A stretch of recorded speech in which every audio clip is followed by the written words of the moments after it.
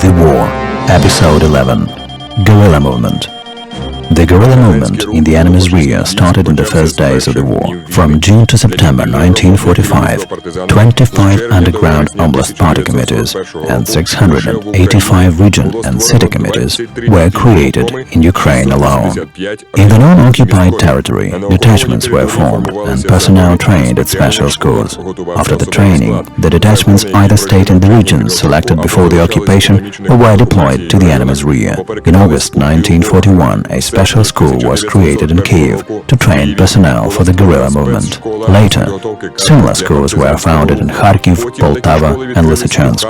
Within a few months, the schools trained around 4,500 underground operatives and guerrilla leaders. The guerrilla movement's major tactic unit was the detachment. In the beginning of the war, a detachment usually numbered several dozens of fighters. Later, 200 and more. Many detachments amalgamated into brigades, numbering from several hundred to several thousand people. They were armed with mostly light weapons, submachine guns, automatic rifles, ordinary rifles, carabines and grenades. However, many detachments and formations had mortars and heavy machine guns, and some even artillery. Even before the occupation began, 883 detachments and over 1,700 diversionary and reconnaissance groups had been organized for developing the guerrilla movement. A broad network of guerrilla formations had been set up in Dnipropetrovsk, Kiev, Kirovohrad, Mykolaiv, Odessa, Poltava, Stalino, Sumy, Kharkiv and Chernihiv oblasts. Implementing their Ost plan, the Germans formed a Ukraine Reichskommissariat with Erich Koch as its leader and established an oppressive occupation regime. The situation in the neighboring Belarus, which had become part of the Ostland Reichskommissariat, was much more favorable to its residents. Reichskommissar Wilhelm Kube allowed Belarusians to keep their national language, culture, schools and state symbols. In 1943, Soviet guerrillas killed Kube, and Belarus was engulfed in a spate of SS punitive operations against peaceful civilians. This triggered an upsurge of the guerrilla movement. According to the official Soviet data, the guerrilla detachments in the Ukrainian Soviet Republic's territory numbered 501,750 and in Belarus 373,942 people. As early as 1941, guerrilla centers were formed. In Sumy Oblast, it was in the Spatchany forest. That was the cradle of Sigurd Kovbak's partisan detachment. One of Ukraine's biggest guerrilla formations, commanded by Alexei Fedorov, was formed in Chernihiv Oblast. In Rivne Oblast, guerrilla forces consolidated around Dmitro Medvedev's detachment, operating on the outskirts of the Oblast center. In western Ukraine, apart from the Soviet underground fighters, own detachments were actually operating. In June and July of 1942, the Melnikivtsi troops were functioning in the vicinities of Lutsk, Pochayev, Kremenets and Lanivtsi.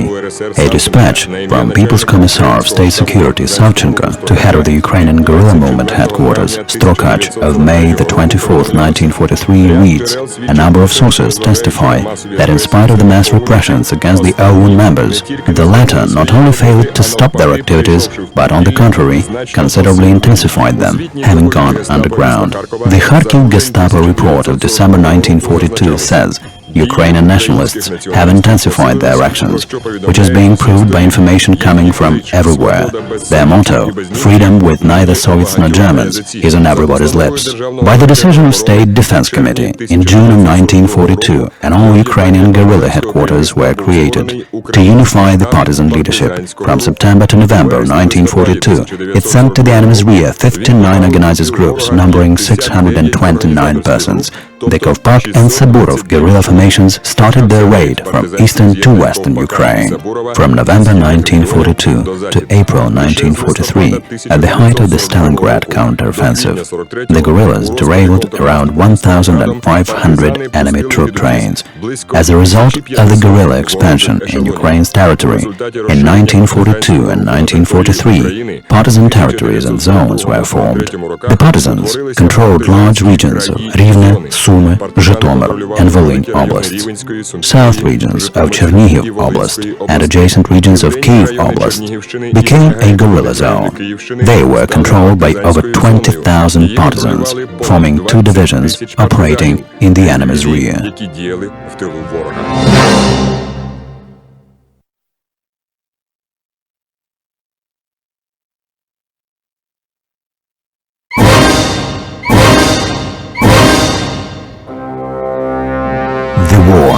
Episode 12 – Guerrilla Movement.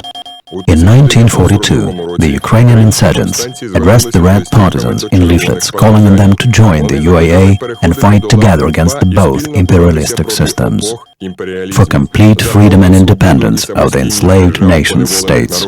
Down with Hitler and Stalin.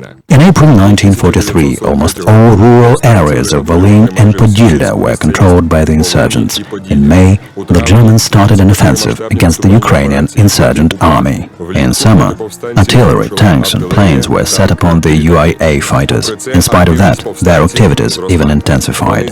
In July, they launched 295 attacks against the German base stations and 391 in August.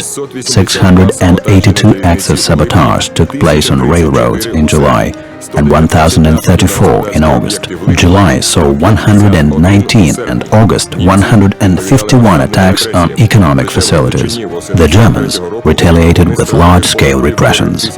In the fall of 1943, they executed over 1,500 OUN and UAA members in Halychina alone. The Gestapo set a price of 50,000 German marks on the head of the Bandera OUN leader, Mykola Lebedь. Since the summer of 1943, the UAA had to fight on two fronts, against the Red Partisans and the Germans. In the spring of 1944, the first battle against the regular Soviet army took place. The insurgents had ignored Khrushchev's official proposition to lay down arms and suffered great losses. Moscow was constantly coordinating its detachments' actions throughout the occupied territory. The guerrilla movement had a centralized leadership. The War on Rails operation was launched on a massive scale. On its first night, August 3, 1943, the guerrillas demolished over 42,000 rails. Mass explosions lasted throughout August and first half of September. By mid-September, the number of demolished rails amounted to 215,000. September the 19th, a new operation, codenamed Concert, got underway. The Ukrainian and Belarusian guerrillas were joined by partisans from Karelia, Estonia, Latvia and Lithuania. 193 brigades and detachments, numbering over 120,000, took part in the operation. Within 1943, around 11,000 enemy's trains and bays were demolished. Over 22,000 vehicles destroyed, around 5,500 bridges with highways or dirt roads, and over 900 railway bridges destroyed or burned down. Assisting in the Red Army's assault, the guerrillas were capturing river passages, liberating settlements and road junctions. In Ukraine, in the course of the Soviet troops' advancement to the Dnipro, the partisans had captured 3 crossings over the Desna River, 10 over the Pripyat and 12 over the Dnipro. After liberating the right bank Ukraine, guerrilla detachments from the disbanded Vasil Bakhma and Alexei Fedorov's formations were sent to the occupied regions. The Lviv-Warsaw raid was of great importance for the development of guerrilla movement in western regions. It was carried out by the Kovpak 1st Guerrilla Division, commanded by Petro Vershigora. The UAA detachments attempted negotiating with partisan leaders Kovpak, Brinsky and Saburov, all this to no avail, since the Ukrainian party had been consistently demanding that independent Ukrainian state be restored after the war. Their opponents would not even hear about it. By February of 1944, by order of Ukraine's Communist Party Central Committee, 15 guerrilla formations had been deployed to western oblasts from the right bank Ukraine. In the summer of 1944, when the Red Army was completing the liberation of western Ukraine oblasts, the guerrillas intensified their attacks on the enemy's communications. In 1944, the Ukrainian guerrillas liberated 45 cities, region centers and railway stations and held them until the Soviet troops came. In total, 60 partisan formations and around 2,000 partisan detachments, reconnaissance and diversionary groups were operating in the occupied territory of Ukraine. Their general number amounted to 500,000. In the war years, the Soviet partisans killed, wounded and captured over 1 million Nazis, destroyed over 4,000 tanks and armored vehicles, 1,100 planes, and derailed over 20,000 troop trains. General Guderian wrote, "The guerrilla war has become a true scourge, affecting the soldiers' morale." 95 patriots fighting in the guerrilla regiments in Ukraine alone were awarded the title of Hero of the Soviet Union. 183,000 guerrillas were decorated with orders and medals. However, many of them, coming out of the underground, found themselves in the NKVD torture chambers on suspicion of espionage and conspiracy with Germans or the Ukrainian insurgent army.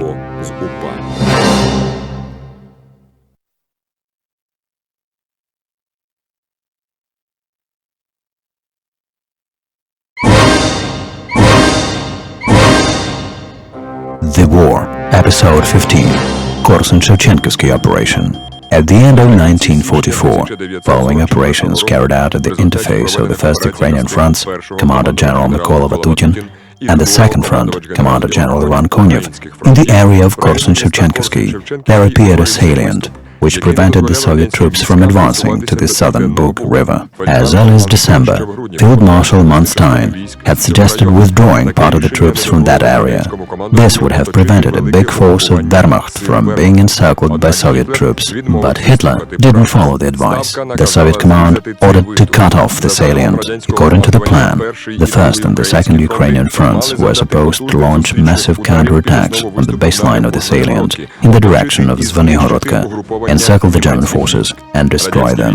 The Soviet troops that took part in the operation numbered 27 rifle divisions, 1 mechanized and 4 tank corps. That was 255,000 men, 5,300 cannons and mortars, 513 tanks and self-propelled gun mounts, and 772 warplanes. According to Soviet sources, the enemy had 14 divisions, including 1,000 warplanes, 3 tank brigades and 1 motorized brigade. That was 170,000 men, 2,600 cannons and mortars, 310 tanks, and 6 assault guns. The top of the salient ran into the Dnipro in Kharkiv region. Its width at the baseline was 130 kilometers, and the total area of the salient was about 10,000 square kilometers. General Vatutin ordered the troops to break through the enemy defense line on the 15-kilometer Tynyanka-Koshove sector.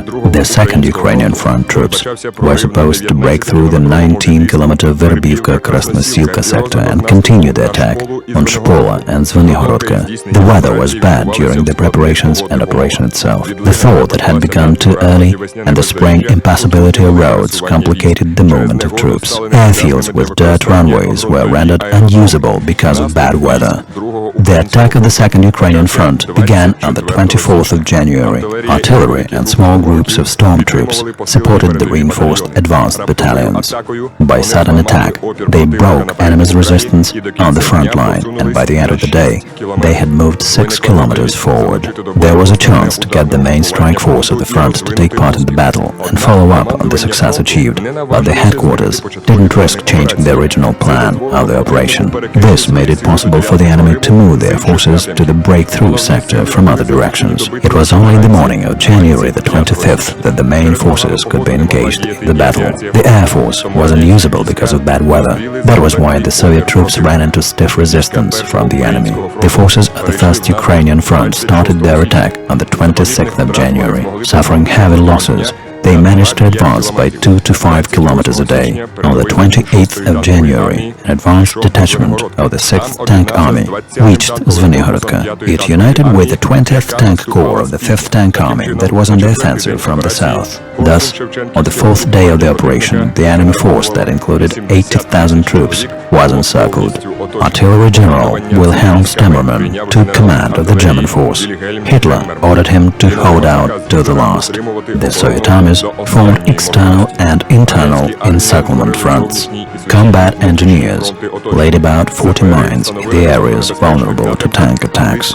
German troops made several attempts to break through to the encircled, but failed. The besieged Germans stood fast. They rejected an ultimatum issued on the 8th of February 1944, which demanded that they surrender.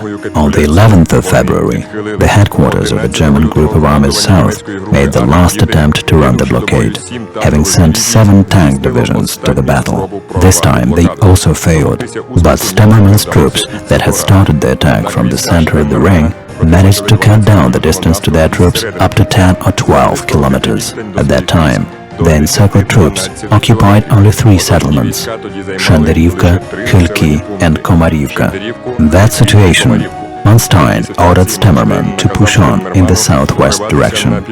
They decided to do it with 3 columns along the 4.5-kilometer front line.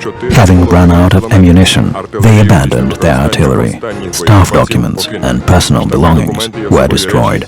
The wounded, who were not transportable, were left with medical staff to the enemy's mercies. The situation climaxed on the 17th of February, when the remains of enemy forces made the last attempt to run the blockade. Crowded together in the area near Shenderivka, under the cover of darkness and blizzard, almost without any shots fired, the encircled Nazi troops dashed towards the position of Rifle Division 180. Only a small group of tanks and armored personnel carriers, with generals and senior officers, managed to break through. Before this, Hitler's headquarters had evacuated about 3,000 German soldiers and officers. German losses in the Korsun-Shevchenkivsky operation numbered 82,000 dead and about 20,000 captured. For efficient command of the operation, Soviet Army General Konev was given the rank of Marshal of the Soviet Union.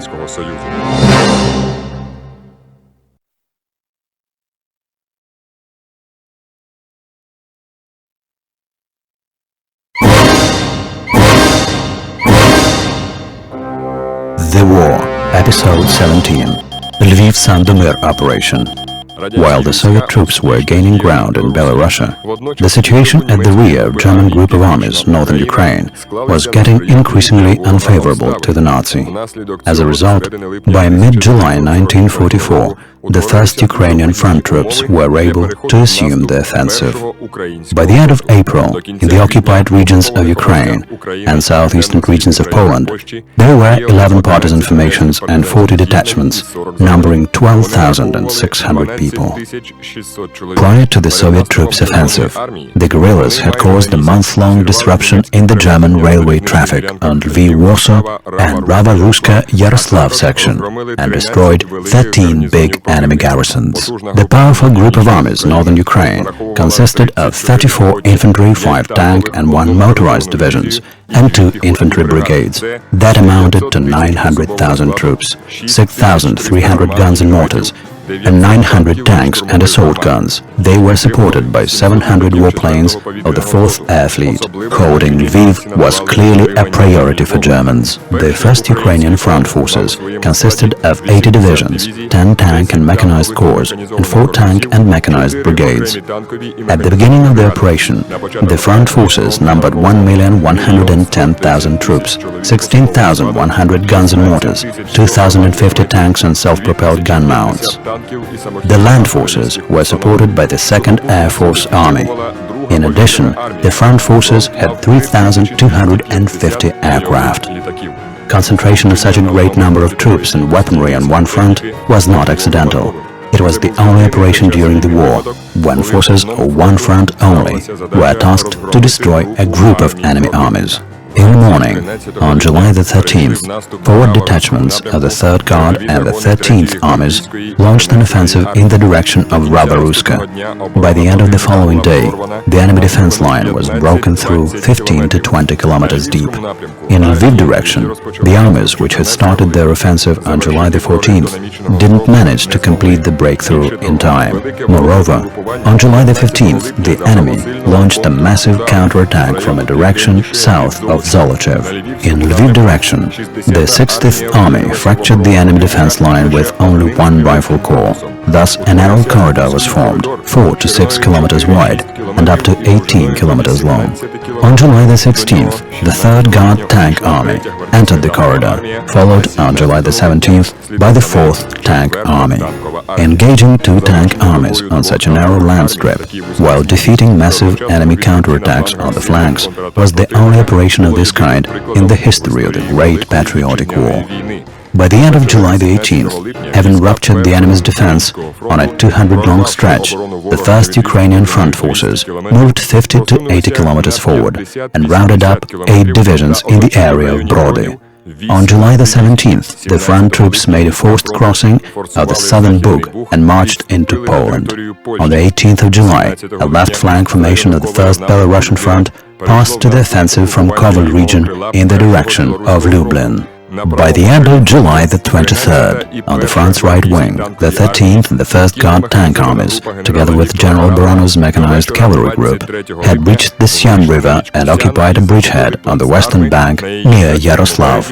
The attempts of Soviet tank armies to capture Lviv by attacks from the south proved unsuccessful. Within 3 days, the 3rd Guard Tank Army, following up on the success of the right front, carried out a 120 kilometers march maneuver, outflanking Lviv from the north. On the 24th of July, they approached Yavoriv and launched simultaneous offensives into opposite directions, towards Lviv and Peremysl. On July the 22nd, at dawn, the 4th Tank Army reached the southern outskirts of Lviv and engaged in street fighting. The 60th Army attacked from the east. Trying to avoid encirclement, the enemy's garrison started to retreat to the southwest. On July the 27th, Lviv was liberated. Soviet troops rapidly advanced to the Vistula. At the same time, part of the forces moved to the Carpathians. On July the 29th, the forward units of the 3rd Guard and the 13th Armies, together with the 1st and the 3rd Guard Tank Armies, reached the Vistula and, despite fierce resistance from the enemy, crashed the river on the run near Baran. On August the 4th, the command of the front engaged the fresh 5th Guard Army, which overran the eastern bank of the Vistula and crossed over to the Sandomir bridgehead. By that time, the 4th Tank Army, a few rifle corps, artillery and engineering units had been deployed there. By the end of the month, the bridgehead had been enlarged up to 20 kilometers along the front line and 50 kilometers deep. The German Northern Ukraine group of armies was routed. 32 divisions lost 50 to 70% of manpower and 8 divisions were annihilated. 160 people who distinguished themselves in the battle were given the rank of Hero of the Soviet Union. Colonel Ivan Yakubovsky, Colonel Vasily Arkhipov and Major Arseny Vorozheikin were awarded the 2nd and Colonel Alexander Pokryshkin the 3rd Golden Star medals. The offensive in the Carpathians was resumed in October 1944. Shortly afterwards, the last of Ukraine's occupied territories were liberated. The city of Uzhhorod was freed on the 27th of October.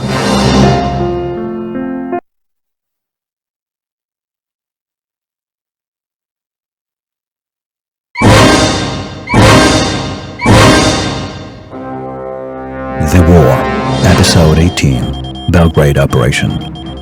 In late September 1941, the 3rd Ukrainian Front Forces, commanded by Marshal Tolbukhin, reached the border between Bulgaria and Yugoslavia, near the town of Vidin. According to Yugoslavian sources, in September of 1944, the National Liberation Forces numbered about 400,000 people. They were organized in corps, divisions, brigades and resistance groups.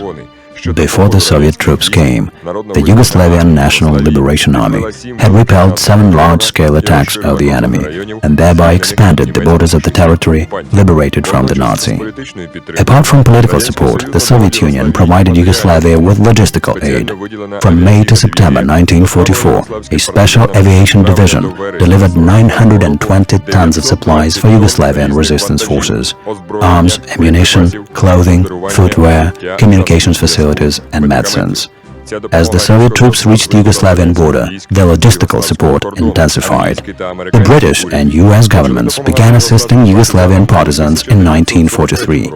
In summer of 1944, Winston Churchill insisted that Joseph Broz Tito should agree to English troops landing in Yugoslavia. But due to military and political developments, the British could not land on the Adriatic shore before the Red Army accomplished its mission in Yugoslavia. It was only in May of 1945 that the British breached the area near Trieste. Despite operational success of Yugoslavian partisan, the main cities, essential railroads and motorways had been controlled by the Nazi until September of 1944. In early September, combating on the Balkan Peninsula, where the German Army E Group, commanded by Colonel General Alexander Lehr, and the F Group, led by Field Marshal General Maximilian von Weichs. Von Weichs was also the commander-in-chief of all Nazi Southeastern Army groups. The E and F groups included 20 divisions and 7 brigades. There were also units of Serbian, Croatian and other fascist governments. Having defeated the southern wing of the German force on the Eastern Front, the Soviet troops were advancing towards the Balkans. That's why Hitler had to order an immediate withdrawal of the E Army Group from Greece, Albania and southern Yugoslavia to Hungary via Belgrade.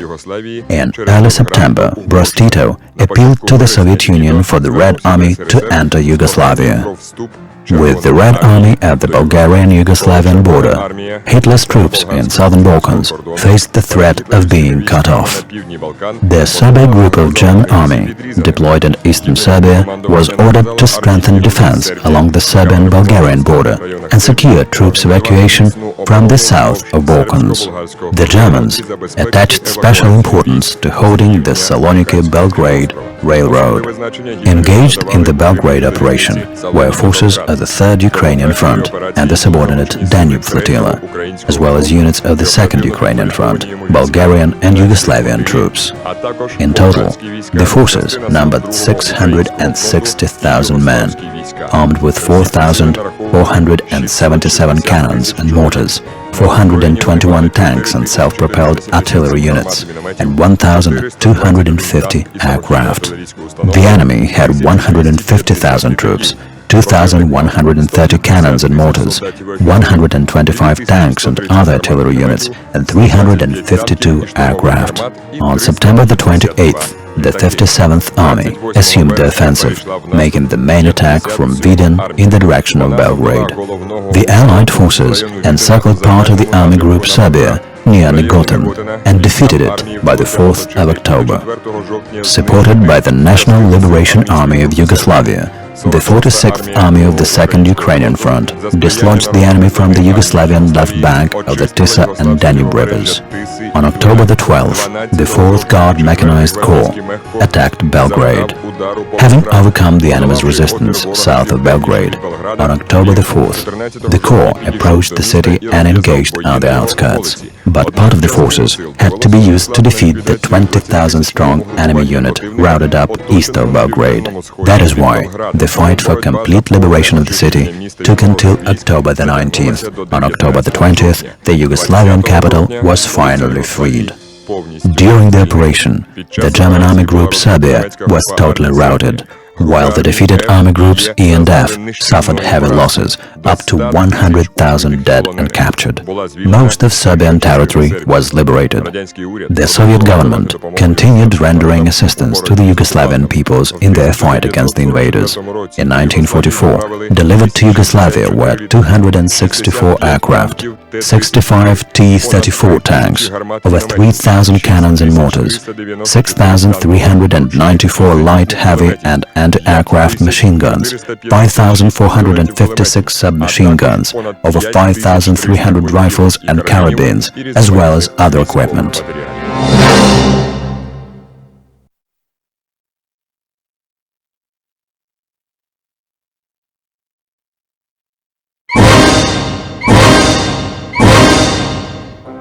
The War, Episode 19, Balaton Operation. On March 6, 1945, Hitler launched a counter-offensive right at the heart of Hungary, near Lake Balaton. It lasted for exactly 10 days. Historians called this operation Balaton Defense and estimated it to be one of the most fierce tank battles of the Great Patriotic War. Despite the direct threat to Berlin, in the spring of 1945, the German command decided to make the main attack on the Red Army in Hungary. Germans planned to dislodge Soviet troops and drive them back to the other bank of the Danube, fighting off the threat to Vienna and German southern districts. Besides, in the area of Balaton, there were some of the very few oil deposits accessible to Germans. Without them, the Nazi military aviation and armored forces would be paralyzed. In Hungary, Germans mustered nearly 900 tanks, a considerable number of motorized infantry and about 800 aircraft. Their intention was to force the Soviet troops back across the Danube and secure stability of the front in this region. To reinforce the attack in Hungary, the German troops were beefed up with the 6th Tank Army of SS, led by Joseph Dittrich, relocated from the Western Front, Aden region. German and Hungarian units, readied for the attack, were a formidable force, which outnumbered the Red Army in manpower and tanks. The Soviet forces taking part in this operation had 400,000 troops, 7,000 cannons and mortars, 400 tanks and self-propelled artillery units, and 1,000 aircraft. The German and Hungarian forces had 430,000 troops, 5,600 guns and mortars, 900 tanks and assault cannons, and 850 aircraft. Having received information about German troops preparing for the attack, the Soviet command temporarily postponed offensive upon Vienna. The order was issued to assume a defensive in this sector, cause enemies heavy losses, and launch a counter-attack. In early March, in the zone of probable hostile attack, the 3rd Ukrainian Front troops, commanded by Marshal Tolbukhin, created a depth-disposed 3-lane defense with anti-tank capabilities. Germans started the attack during the night of March the 6th, 1945. The main blow fell on the 30-kilometer strip between Lakes Balaton and Valency. There were also 2 less intensive attacks, one from south of Balaton towards Kaposhvar and the other one from the Drava south bank towards the Pechora. After 10 days of fierce fighting, the attackers advanced by 15 to 30 kilometers. The Germans had some 50 to 60 advancing tanks per 1 kilometer. Especially numerous were heavy tanks, Royal Tigers and Panthers. Battles raged around the clock. Counting on low efficiency of Soviet artillery at night, the Germans continued their attack in the dark, using night vision equipment. But the strong defense line prevented the Germans from breaking through to the Danube. Besides, they had no augmentation reserve and were forced to re-engage the same exhausted troops throughout the offensive. The German main attack force, operating east of Balaton Lake, lost 40,000 men and about 500 tanks, which is more than a half. By the evening of March the 15th, the Germans had stopped the offensive. On the 20th of March, fighting in the south also ceased. There, the enemy had lost almost all of its tanks, half of the aircraft, and more than 15,000 men. Having exhausted all of its assault capabilities, the German command started a hurried retreat of its troops to the Austrian border. On the 16th of March, the 3rd Ukrainian Front Army launched a counter-offensive towards Vienna. By the 23rd of March, they had crossed Mounts Vertesh and Bakoin, and pursuing the enemy, reached the area west of the town of Veszprém. The battle near Balaton Lake was the last large-scale offensive operation of the German army in the Second World War.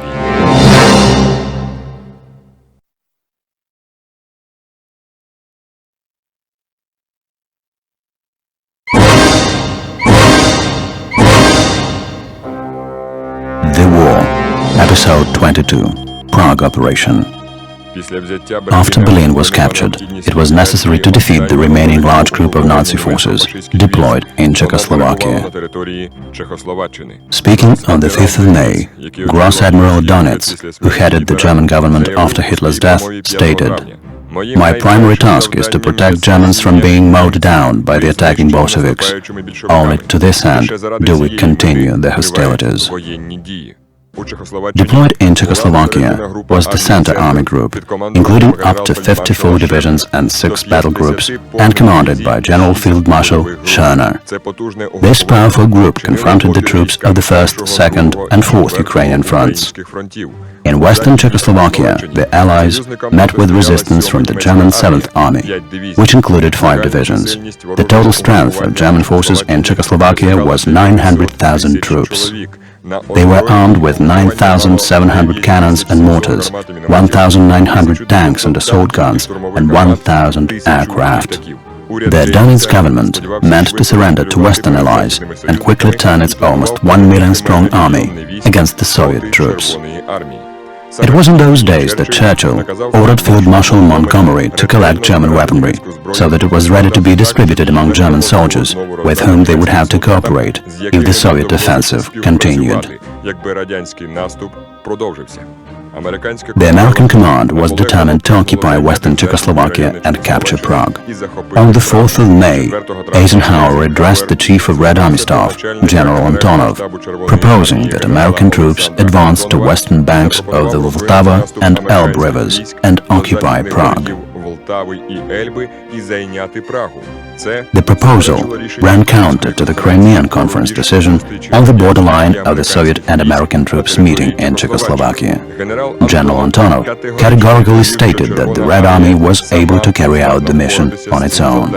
Only then did the American armies stop at the Karlovy Vary-Plzeň-České Budějovice line. In early May, in Czechia, an uprising broke out, which primarily developed in Prague. By morning of May the 6th, about 1,600 barricades had been set up in the city. Fighting at them were up to 30,000 insurgents. Playing for time, the Nazi governor Frank started negotiations with the rebels. Meanwhile, Schörner ordered his troops to suppress their uprising by any means.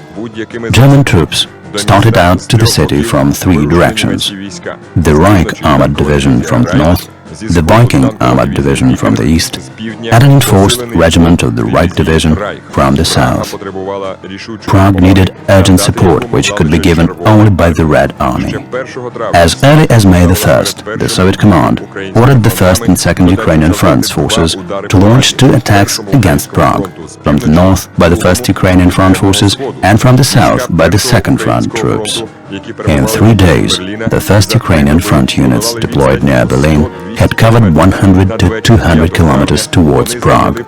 In the late afternoon of May the 5th, they occupied a jumping-off ground northwest of Dresden. The 2nd Ukrainian Front deployed its main forces south of Brno.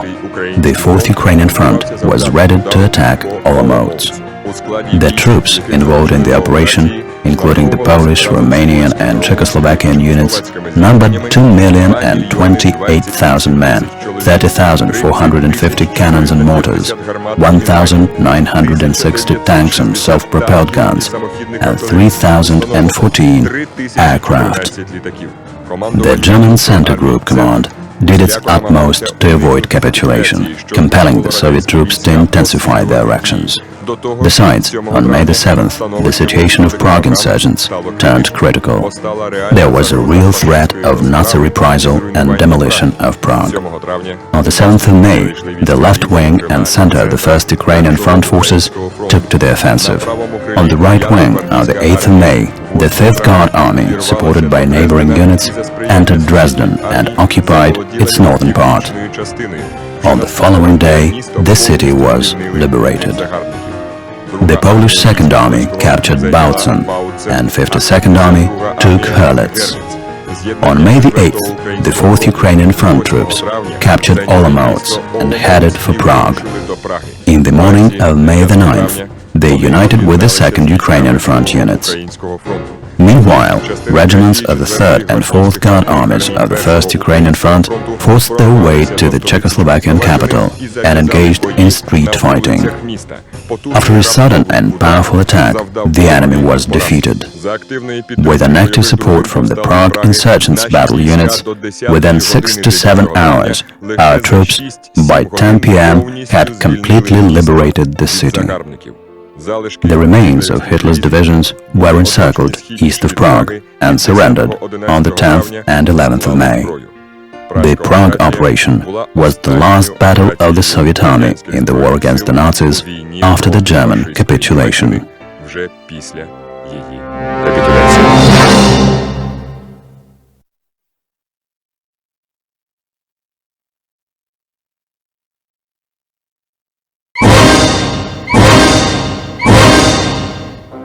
The War, Episode 23, The War Against Japan.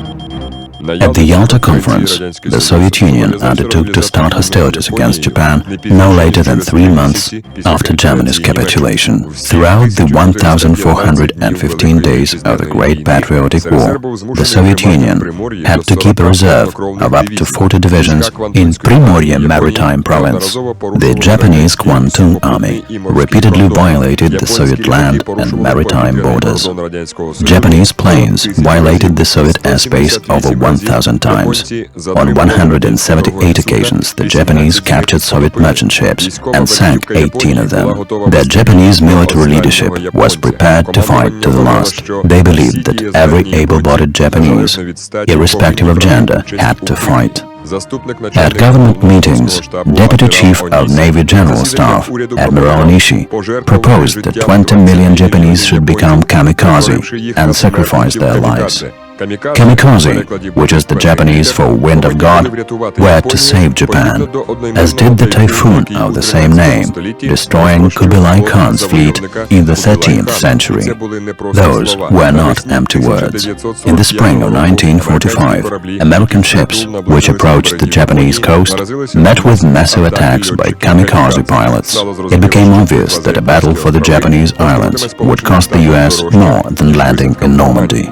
The Iwo Jima and Okinawa experience corroborated that assumption. Out of the 23,000 troops of the Iwo Jima garrison, only 1,083, mostly those wounded, were captured. This land patch of less than 20 square kilometers cost the Americans 6,821 killed in battle and 21,685 wounded. All this in spite of the fact that their troops outnumbered the Japanese by 3 to 1 and had a huge advantage in firepower. The Soviet Union was the only force able to help the US. In August 1945, the Japanese force in the Asian-Pacific zone numbered almost 7 million troops, 10,000 aircraft and 500 warships. The Allies had only 1,800,000 people and 5,000 aircraft. If the Soviet Union had not entered the war, the main forces of Kwantung Army would have been concentrated against the Americans. Thus the war would have continued for more than 1 month. By the Yalta meeting, heeding the opinion of their experts, Roosevelt and Churchill had been reassured that the war at the Pacific would last at least until 1947 and that personnel losses would amount to at least 1,500,000. Taken into account was also the fact that the Japanese had virtually completed preparations for a large-scale bacteriological warfare on the basis of the specialized units 731 and 100 deployed in Manchuria. Later it became known that in August 1945, Unit 731 stored such an amount of ready-to-use germs that, according to a former member of this unit, if they were disseminated throughout the globe under certain conditions, it would have been enough to annihilate the humankind. The unit had 4,500 containers for flea propagation. The containers were able to propagate 100 million species within a few days. Besides, it was ordered to increase the number of virus-infected rats and mice up to 3 million. Special task groups were set up for catching rats and mice. The groups patrolled Harbin and Xinjiang, mobilizing local population. Within the unit premises, all rooms, including the living quarters, were fenced off for round-the-clock breeding of rodents. It was only the Soviet troops' sweeping attack that prevented the Japanese from implementing their germ warfare plans. Japan was determined to fight to the last. War Minister Tojo said, "If the white devils dare to land on our islands, the Japanese spirit will move to the great citadel of Manchuria. There we have the invincible Kwantung Army, our unyielding military base. In Manchuria we can resist for 100 years." Understanding the complexity of the operation, the Soviet command made unprecedented arrangements. 400,000 soldiers and officers were swiftly deployed from the Western Front to the east, along with over 7,000 artillery guns and 1,100 warplanes. 136,000 railway cars were used for the shipment. Interestingly, the Japanese intelligence failed to notice the relocation, in spite of its powerful agent network in the Far East. The troop trains were moved in strict secrecy. Not only soldiers and junior officers, but even many unit commanders were unaware that they were leaving Germany not for the hinterland, but for a new front. The Soviet command planned to start attacking the Japanese on the night of May the 9th. Chief intelligence officer of the Japanese Fifth Army reported this to the army commander, General Yamada. The latter wrote in the report, "Only a madman could risk an offensive on the coast region in August, when it's raining and all roads become impassable for troops." The Soviet troops started an offensive and won a victory.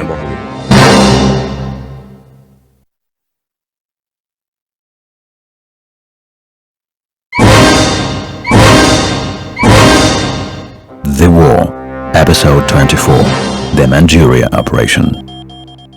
On August 8, 1945, at 5 p.m., the USSR People's Commissar of Foreign Affairs Vyacheslav Molotov handed to Japan's ambassador Naoto Takesata a note stating that on September the 9th, the USSR would join the war against Japan.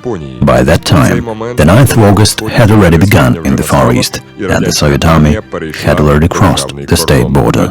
From August the 9th to September the 2nd, 1945, the Soviet troops were carrying out the Manchuria offensive operation. It went down in history as one of the most brilliant and significant missions in the Second World War. The offensive was launched on a frontline area which was 5 kilometers long and 200 to 800 kilometers deep, and covered desert, mountains and taiga. The Red Army killed about 84,000 and captured up to 7,000 Japanese troops. Its own losses numbered only 12,000 men, which was less than 1% of the manpower. No other military offensive of the Second World War achieved such results, neither the German troops nor the English and American forces. In the Far East, 3 front forces were deployed: the Baikal Front, commanded by Marshal Malinovsky, the First Far Eastern Front, commanded by Marshal Meretskov, and the Second Far Eastern Front, commanded by General Purkayev. Taking part in the operation were also the Pacific Navy and the Amur military flotilla. Marshal Vasilevsky was appointed commander-in-chief of the Soviet troops in the Far East. 3 missions were carried out in the Far East: the Manchurian, the Southern Sakhalin, and the Kuril Islands operation. Among them, the Manchurian operation was the most significant. The Kwantung Army controlled a huge territory, larger than areas of Germany, Italy and Japan taken together. The Soviet troops were confronted by a formation divided into 1,223 units. They were scattered around numerous garrisons in an area of 1.5 million square kilometers. 5 biggest garrisons included the ones in Xinjiang, with 66 units deployed, Mukden 61 units, Harbin 43 units, Paramushir Island 28 units, and Heidzio 26 units. The Japanese built 17 fortified districts in northern eastern China. One of them was Hailar, 5 underground fortresses were built inside the hills of the height. The tunnels were 20 to 30 meters deep. All the Chinese workers who had built the fortifications were executed and thrown into ditches that nobody bothered to fill up. The Soviet command decided to attack the flanks of the Kwantung Army based in Manchuria. The Baikal Front units advanced from Mongolia, the first and the second Far Eastern fronts from the sea and the Amur area. The Kwantung Army was forced to fight on 2 fronts at a time. On the first day of the war, the Soviet troops attacked the Kwantung Army along the whole 5,000-kilometer front line. The Japanese positions, railway junctions and coast fortifications were bombed by the aviation units. Amphibious units of the 15th Army disembarked in Harbin from the Amur flotilla ships. At the same time, 213 airborne raiders landed there. Later, paratroopers landed in the town of Dalyan. 250 raiders landed in the town of Luda and 200 in Luishun. Having crossed the Great Hangan mountain ridge, the Baikal Front troops, within 6 days only, covered 250 to 400 kilometers. The units of the First Far Eastern Front, pushing through taiga and bad roads, forced the enemy 120 to 150 kilometers back. The Japanese maintained stiff resistance. Russian soldiers often found Japanese fighters who had chained themselves to their guns to exclude the very possibility of retreat. Kamikaze soldiers put on belts of explosives or grenades and threw themselves in the way of tanks. The Soviet troops rapidly passed the Great Hangan and other mountain ridges, crossed the desert of inland Mongolia and reached the deep rear of the Kwantung Army. They divided it into parts and cut off the escape routes into Korea. On August 14th, 1945, the government of Japan realized that after USSR had joined the war, their further resistance was pointless and approved the decision to capitulate. However, the Kwantung Army continued to resist, and the Soviet troops were ordered to go on with the offensive. The Red Army cut the Japanese line of offensive, isolating some of the enemy's main forces. Only then did the Kwantung Army Command order its troops to surrender. On the 19th of August, the Japanese soldiers started yielding themselves prisoner. The entire operation took 10 days. By the 25th of August, the southern Sakhalin was liberated completely. On September the 1st, the Japanese troops capitulated on the Kuril Islands. On the 2nd of September 1945, on board the American battleship Missouri in Tokyo Bay, Japan signed an act of unconditional surrender.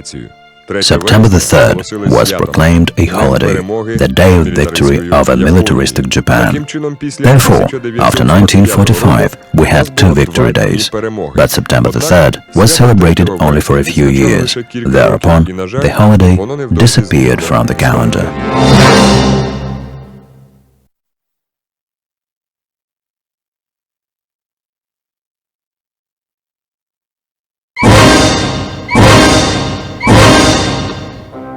The War, Episode 25, The Hiroshima Bombing. On August 6, 1945, at 6:45 p.m. Tokyo time, 3 American bombers appeared in the sky above the Japanese town of Hiroshima.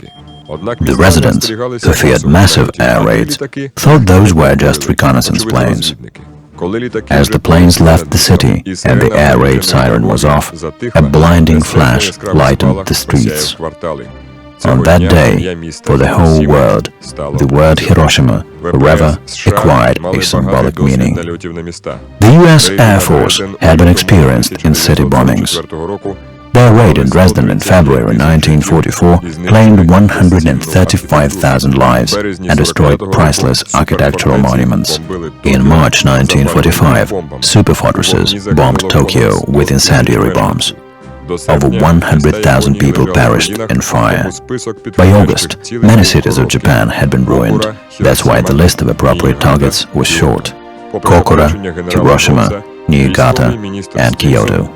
Despite General Gross's objections, Minister of Defense Stimson excluded Kyoto from the list because of the cultural and historical significance of the ancient capital of Japan.